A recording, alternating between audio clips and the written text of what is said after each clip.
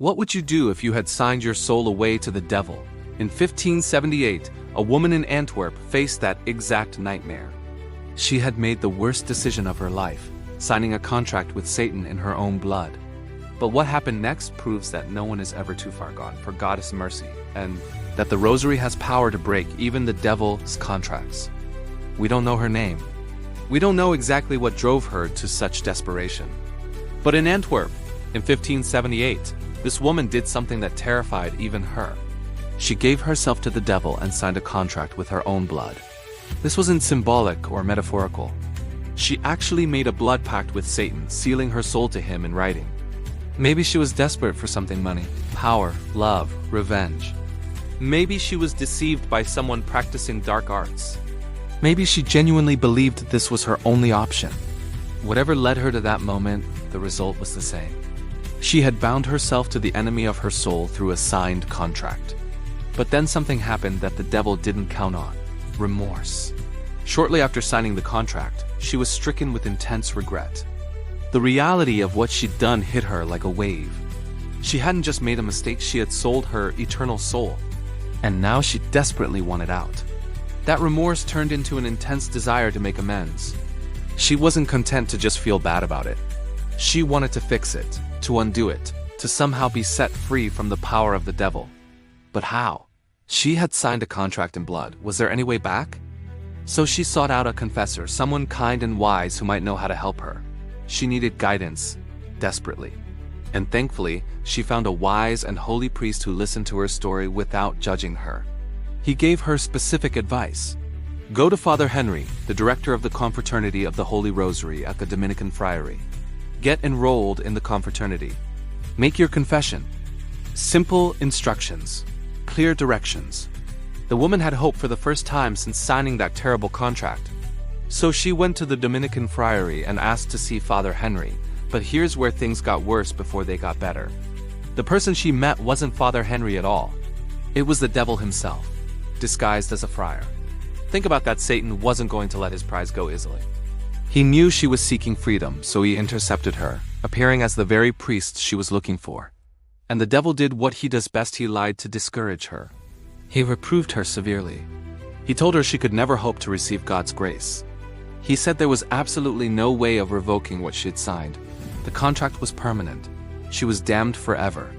There was no hope, no mercy, no escape. This grieved her greatly. Imagine hearing that from who you think is a holy priest. But here's what's remarkable: she did not lose hope in God's mercy. Even when everything looked hopeless, even when the priest told her she was beyond saving, something inside her refused to give up on God's love. So she sought out Father Henry again. And again she met the devil disguised as a friar. A second rebuff. A second crushing rejection. Satan was determined to keep her trapped, to convince her that seeking freedom was useless. But she came back a third time.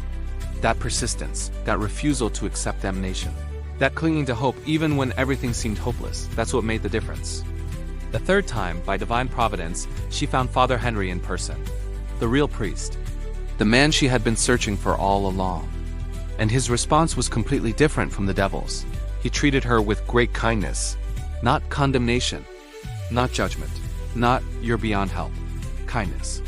He urged her to throw herself on the mercy of God and to make a good confession. He received her into the confraternity, and he gave her one simple instruction: say the Rosary frequently. So she did. She confessed her sins, she joined the confraternity, and she began praying the Rosary with everything she had. This prayer that the devil had tried so hard to keep her from discovering, this simple devotion of Hail Marys and Our Fathers, became her lifeline. Father Henry continued to help her. One day, while he was celebrating Mass specifically for her, something miraculous happened. Our Lady herself intervened. Mary, the Mother of God, forced the devil to give back the contract the woman had signed. Let that sink in. The devil didn't want to return it. He claimed she belonged to him. He had a signed contract in blood. But Our Lady, by her authority and power, forced Satan to release it. The woman was delivered from the devil by the authority of Mary and by devotion to the Holy Rosary. The contract was broken. The bond was severed. The woman was free.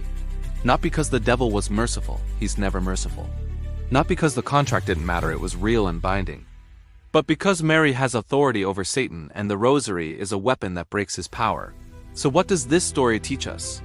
First, that no sin is too great for God's mercy. This woman had literally signed her soul to Satan, and she was still saved. If God's mercy can reach that far, it can reach you wherever you are. Second, that persistence in seeking God matters. She could have given up after the first or second rejection. She could have believed the devil's lies that there was no hope. But she kept coming back.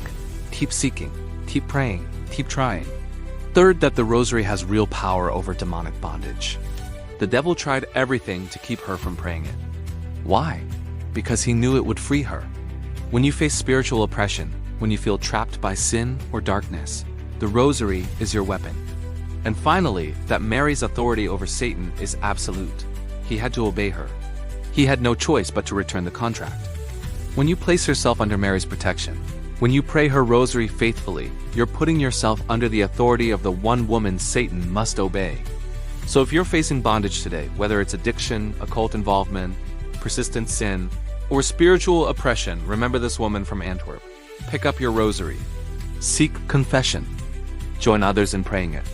And trust that the same Mary who forced Satan to return a blood-signed contract can break whatever chains are holding you.